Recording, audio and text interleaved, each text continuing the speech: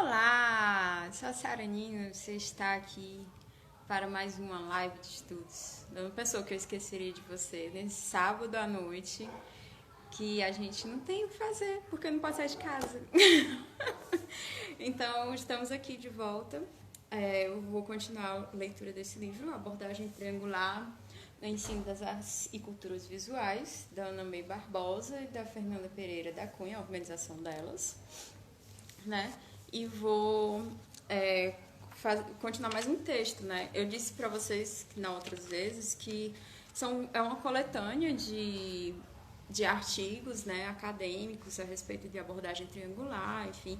E eu tenho... Esse é o livro que eu estou resenhando para o vídeo que sai na primeira terça, normalmente, primeira, segunda terça, enfim, lá no canal.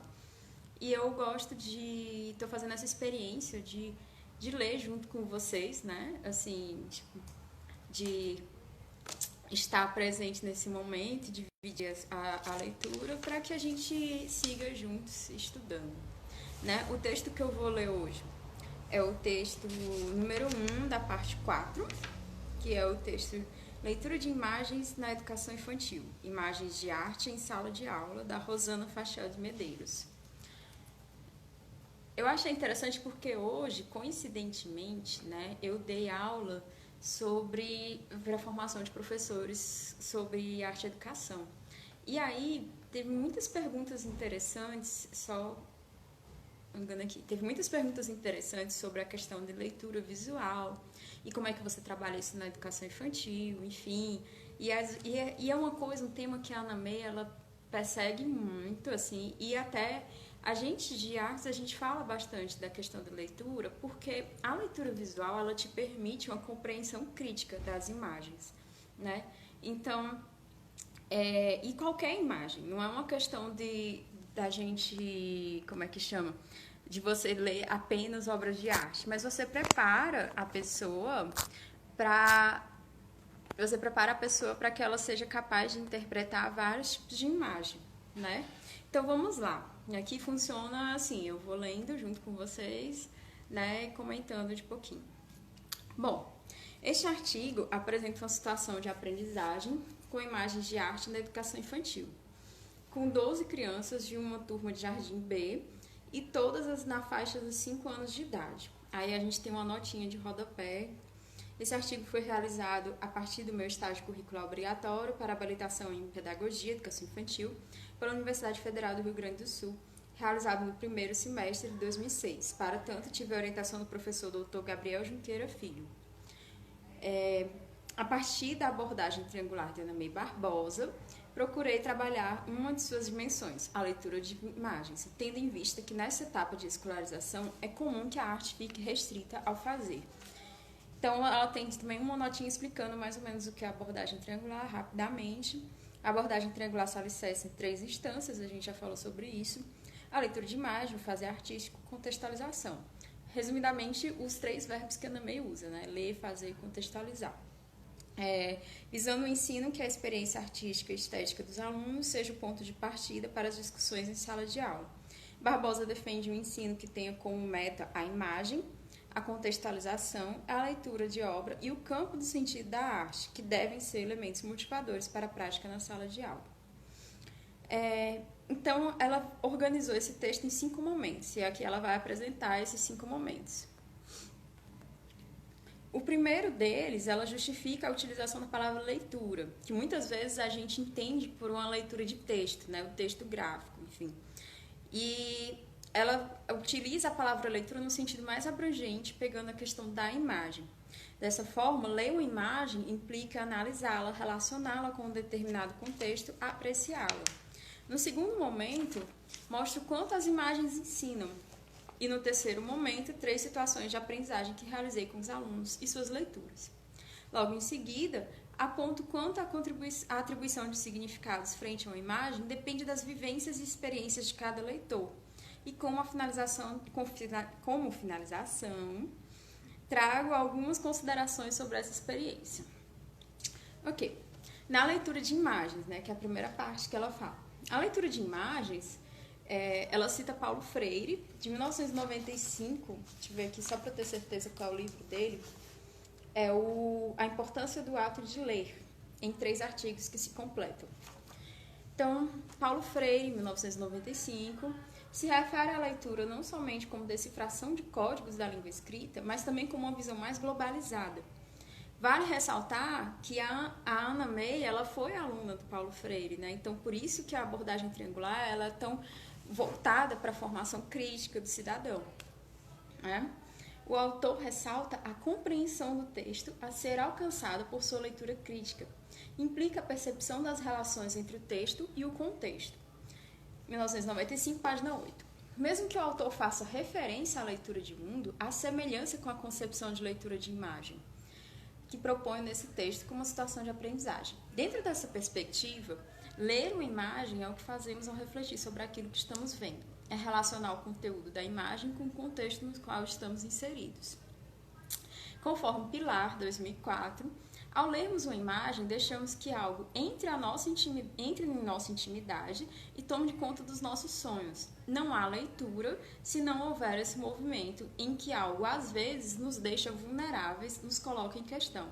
Pensando nesses aspectos, é que utiliza a leitura de imagens como conteúdo escolar.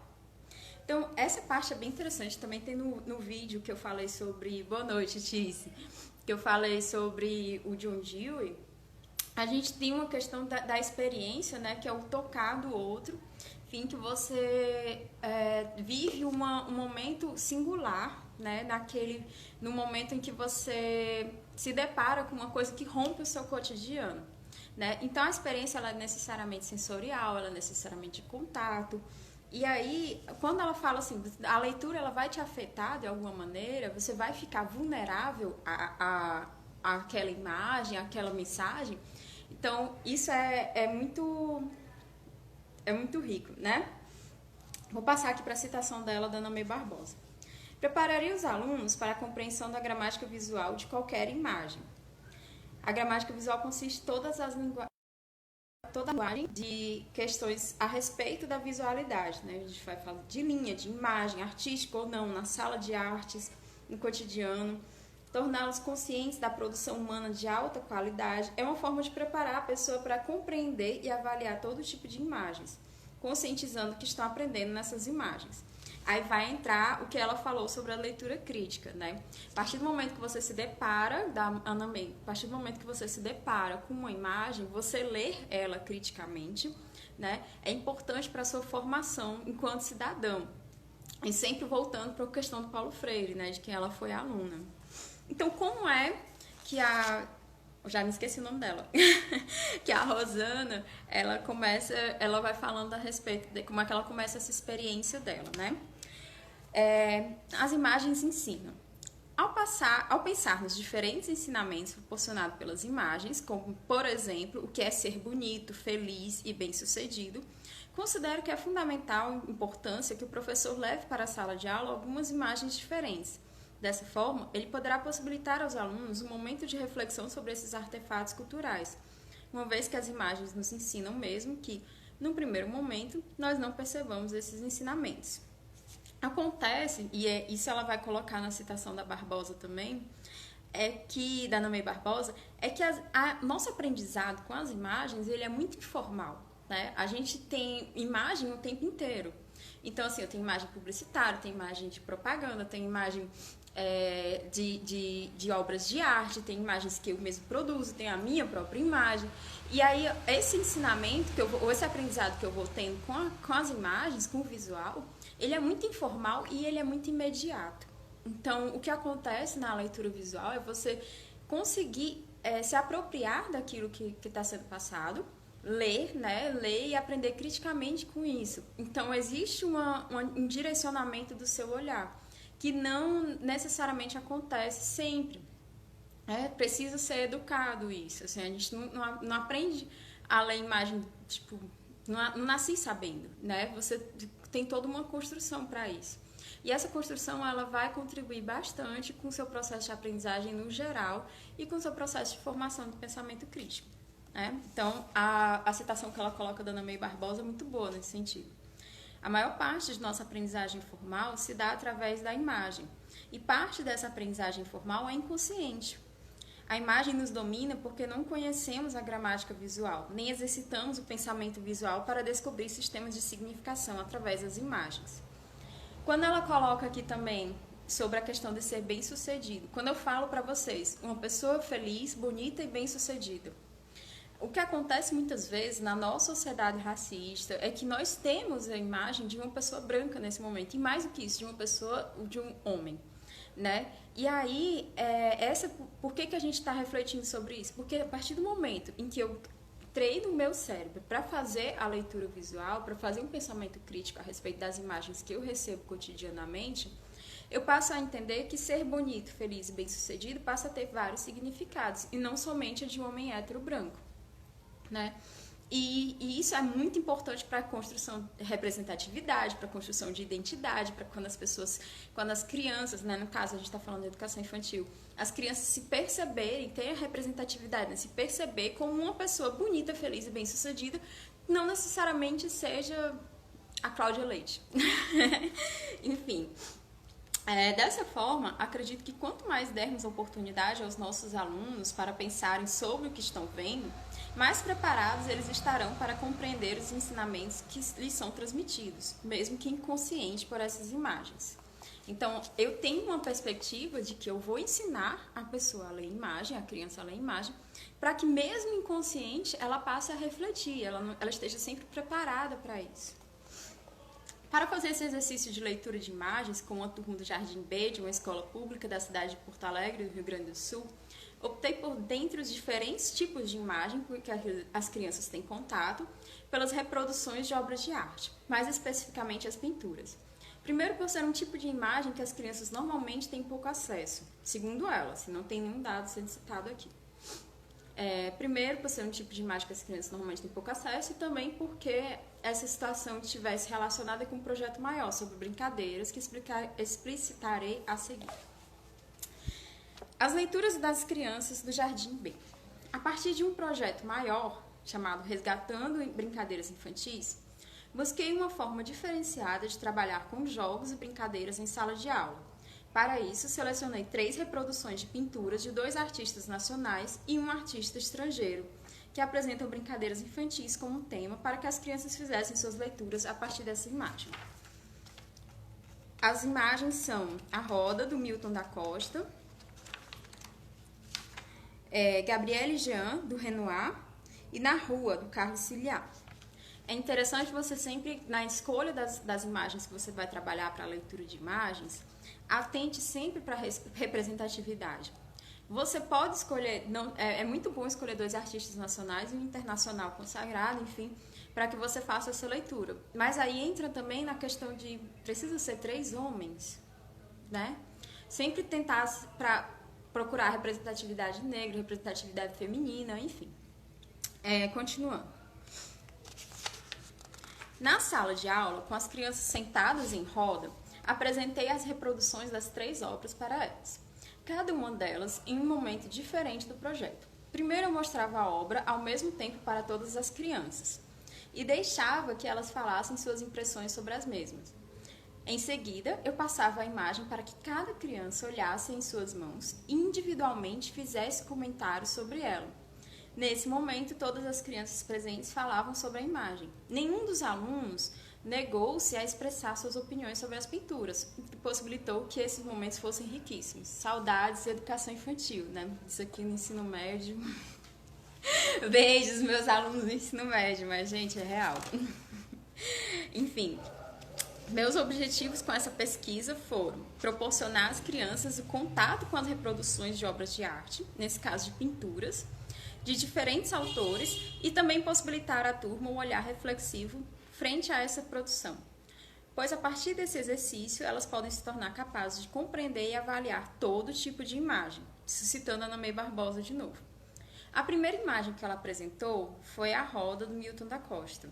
Infelizmente, é essa aqui. São crianças, né, fazendo a descrição, são crianças em roda. São 3, 6, 7 crianças em roda, sendo que as 2 menores estão nas pontas do lado.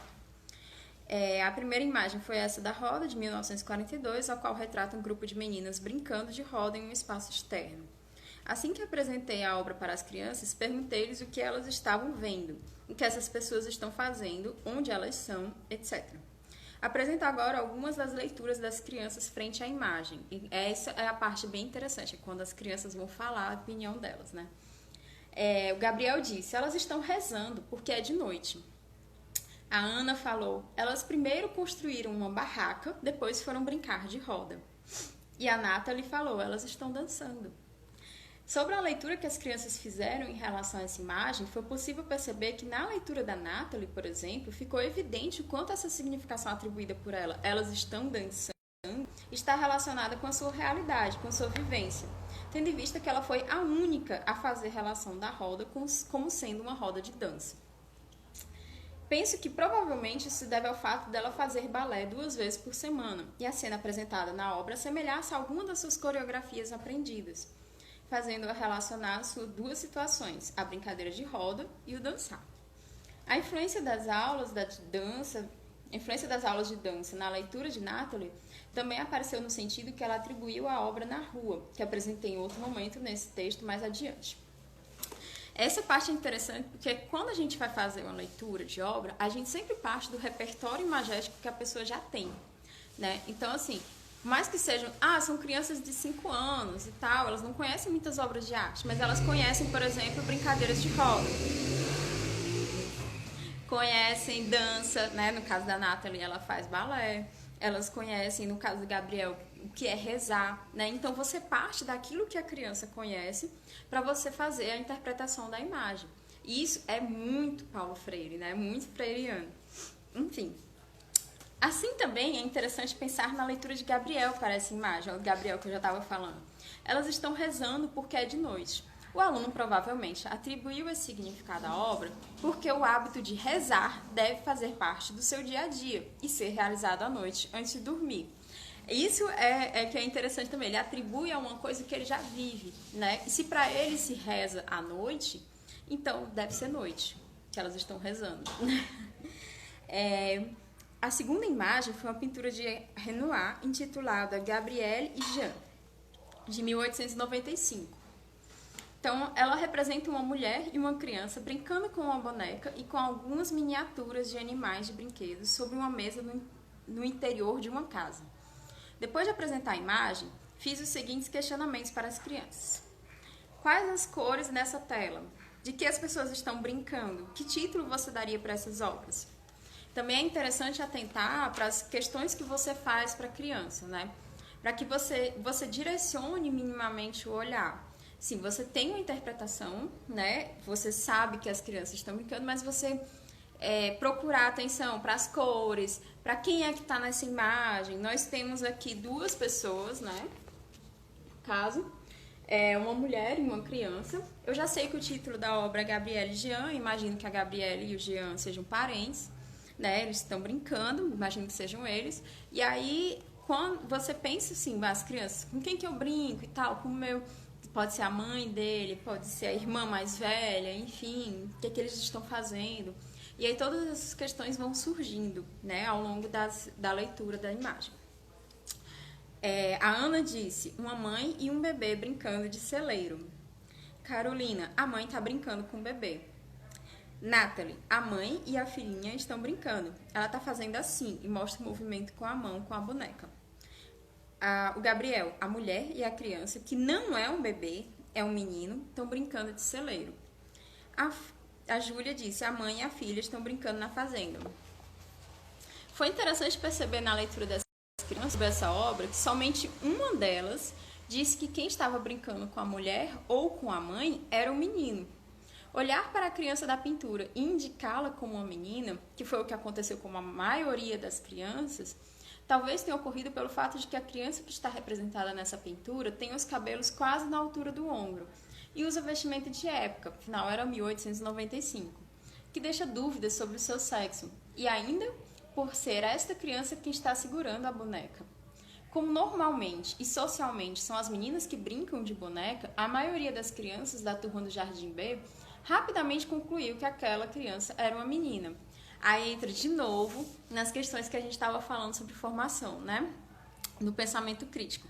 Se eu tenho sempre as meninas representadas de rosa e brincando com bonecas, o meu cérebro inconscientemente, quando vê uma criança brincando de boneca, interpreta como sendo uma menina, né? Então é imediato isso. O que eu posso fazer? Apresentar outras imagens onde meninos estejam brincando de boneca ou vestido de rosa.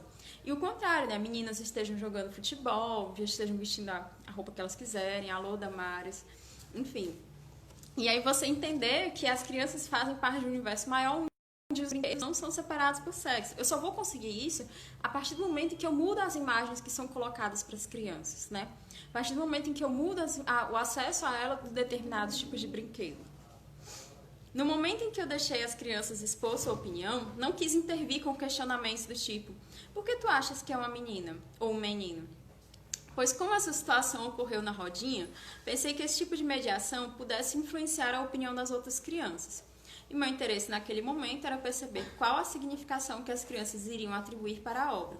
Nesse primeiro contato com ela, é importante que o professor intervir com o intuito de fazer a criança pensar sobre sua opinião e aprofundá-la.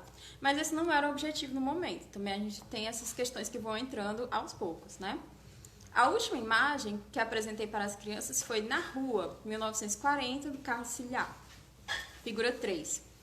Ela mostra crianças brincando de jogar bola de gude na rua, ou vulgo bila, como a gente chama, né? Deixei que as crianças expusessem suas opiniões. Elas atribuíram os seguintes significados a essa obra. Deixa eu colocar aqui na câmera, Na Rua.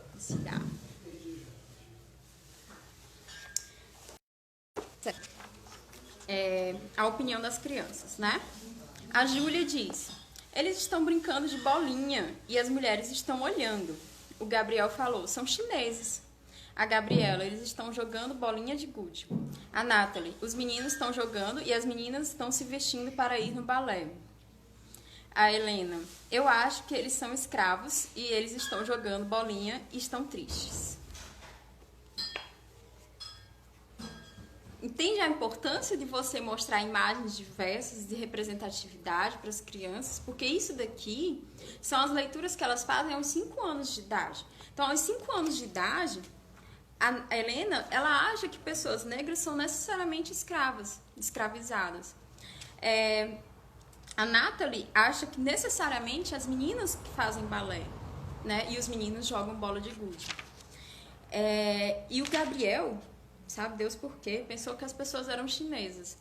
Então, tem isso muito claro quando a gente vai reproduzir esses estereótipos. Acontece por causa das leituras às quais você tem acesso. Se sempre você tem acesso a imagens onde as meninas estão no balé e os meninos estão no futebol, você sempre vai ver futebol e pensar automaticamente em meninos.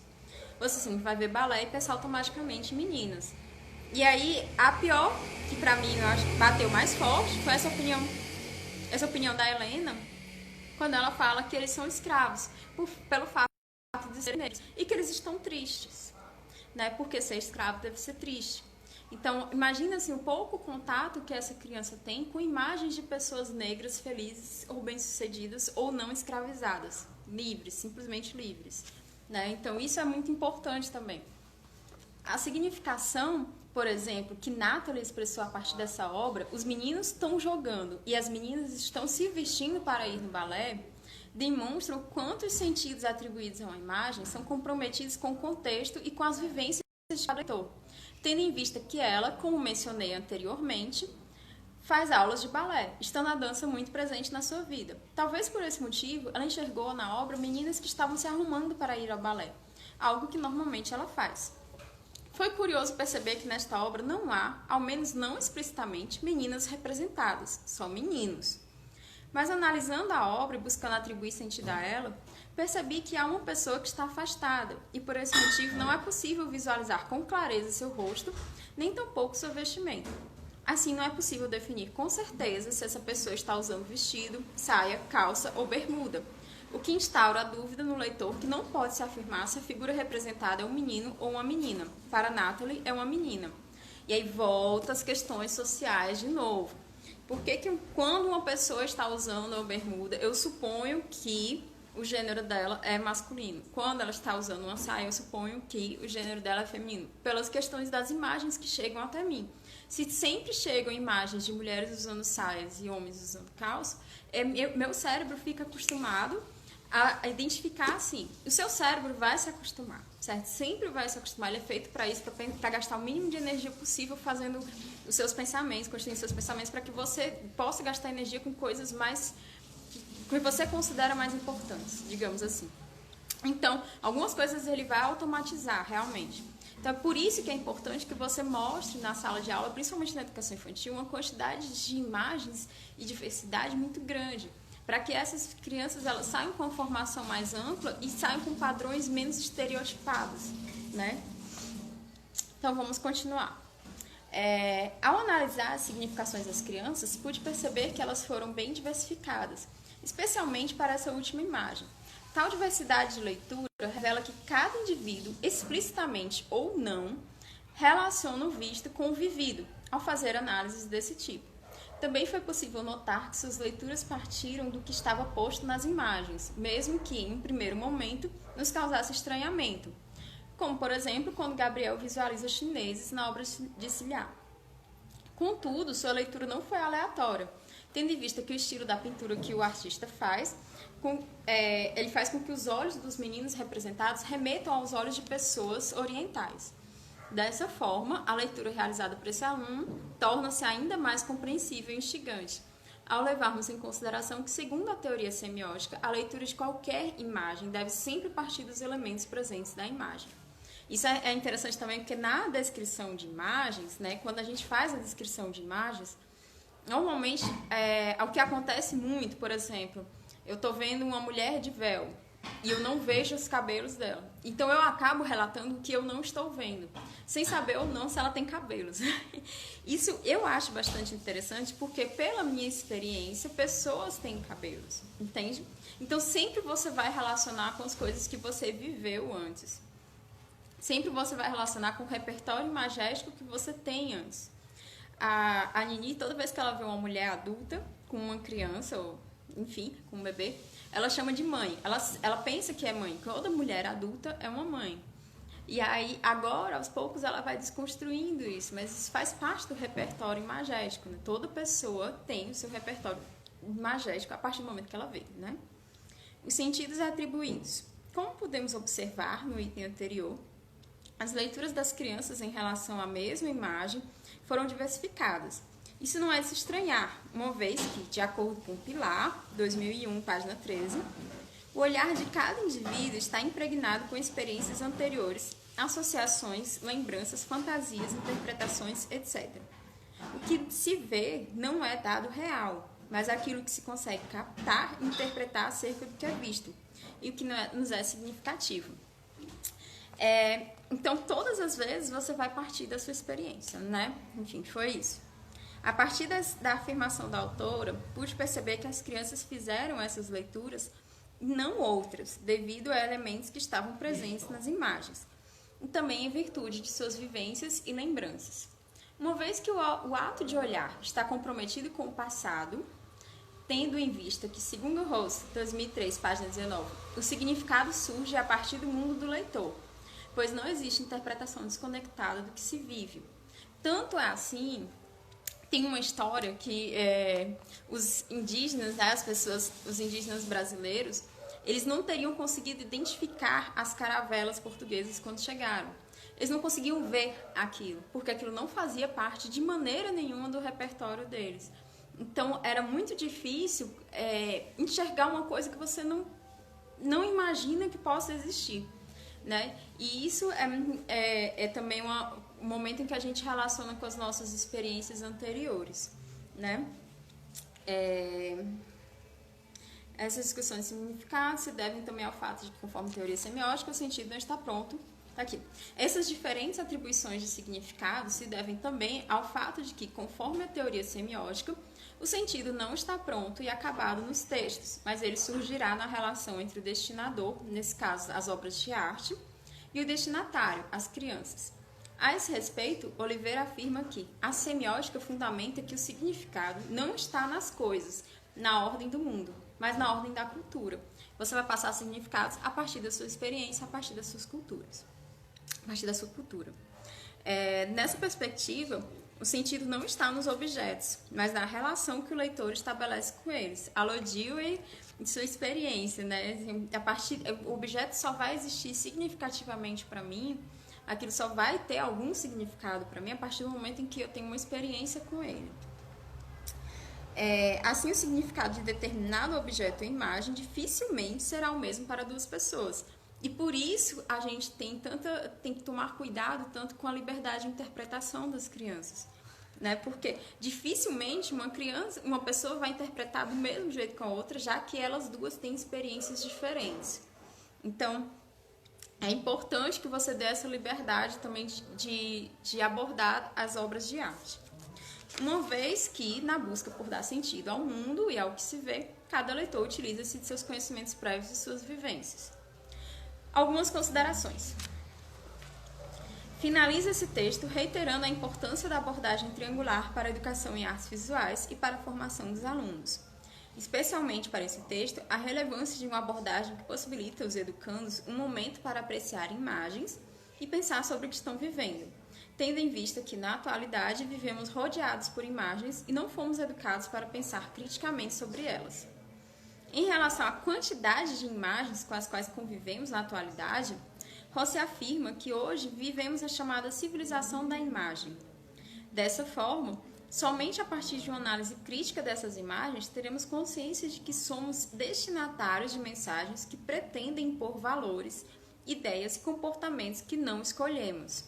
Aí entra na formação do cidadão crítico, que é a coisa que o Paulo Freire e a Ana May se baseiam bastante. A leitura crítica realizada pelos alunos, frente às imagens, como já fiz referência anteriormente, partirá de suas competências de leitura e de seus repertórios. Dessa forma, é fundamental a importância que os professores explorem, respeitem e valorizem as suas diferentes leituras. E acabou. E aí eu fico pensando que esse texto ele pode ser um texto curto, né? Mas ele tem uma série de coisas que a gente pode pensar. Assim, por exemplo, quando ela fala que nós estamos numa sociedade predominantemente visual, é importantíssimo que a gente saiba ler essas imagens. É importantíssimo que eu me posicione criticamente sobre essas imagens. Eu só consigo me posicionar se eu tenho elas no meu repertório. A Ana May, ela tem um texto, ou foi uma palestra? Ela tem um texto onde ela fala que dá essa possibilidade de acesso às imagens e de acesso a ler essas imagens é também proporcionar momentos de instrumentos de poder para aquelas crianças, para aquelas pessoas, enfim.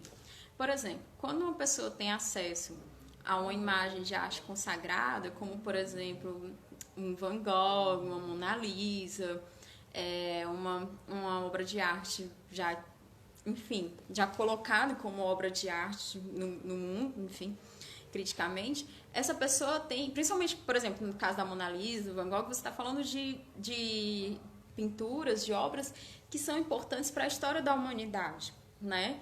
Então, quando você tem obras de arte que mudam a maneira como a gente encara as coisas, quando você sai do Renascimento para o Impressionismo e você percebe que você pode encarar a pintura como técnica, você tem um outro olhar para cima dessas imagens.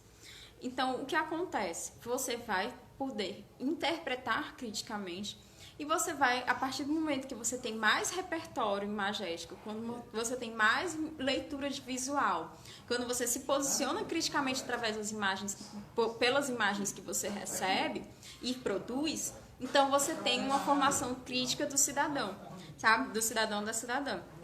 A partir do momento que você consegue se posicionar, não tem instrumentos de poder para se colocar como produtor de imagens, como leitor crítico de imagens também. Bom, e é isso. Esse foi o terceiro texto, né, que eu li desse livro. E eu vou fazer a resenha dele, que vai ser gravada ainda, enfim, vamos sair lá no canal. E eu acho muito interessante, sempre que eu tenho a oportunidade de falar sobre leitura visual, né, entender também que a questão da abordagem triangular, muitas vezes a gente se prende à leitura visual, ou a uma releitura de obra, né, ao fazer artístico como releitura, mas você não contextualiza, não faz os 3 pilares da abordagem triangular, né? Então, minha sugestão, né, a partir dessas atividades que a Rosana fez, você já fez a leitura, você faz a sua contextualização, que é dizer o contexto do artista, entender o contexto da criança, que isso ela estava fazendo também, entender que fulano tem aulas de balé, fulaninho reza, enfim, e aí ela entende o contexto do público, então ela apresentar o contexto da obra e também a parte do fazer. A parte do fazer, o que eu preciso? Eu preciso sempre desenhar? Eu preciso sempre desenhar igual a obra? Não. Você vai incentivar que as suas crianças façam suas produções visuais, independente do que você está colocando como técnica, independente do que você está... você não precisa fazer um desenho de roda, vocês podem fazer uma roda. Você não precisa fazer um desenho de bolinhas de gude, vocês podem jogar bolinhas de gude para entrar nessa experiência da obra também. E esses momentos, eles também são experiências estéticas muito valorosas. Então, sempre lembrar de que eu preciso ter uma parte prática também e eu preciso de uma contextualização, porque isso é o que vai me trazer a consciência, tanto a experiência, né, da parte prática, como a consciência crítica, quando eu leio o contexto do outro e relaciono com o meu contexto. Enfim, eu quero agradecer vocês que estão acompanhando as lives de estudo. Eu faço todo sábado. Não necessariamente tem um horário ainda, tá muito, muito de acordo com a agenda do momento, mas tem sido bastante valioso para mim, assim, poder estudar junto com outras pessoas, e as lives ficam salvas no IGTV e lá no Artografismos. Bom, muito obrigada, espero que vocês tenham gostado, e até a próxima live de estudos, num sábado, desses que a gente não pode sair de casa, né? Fique em casa, se cuide dos seus. Beijos!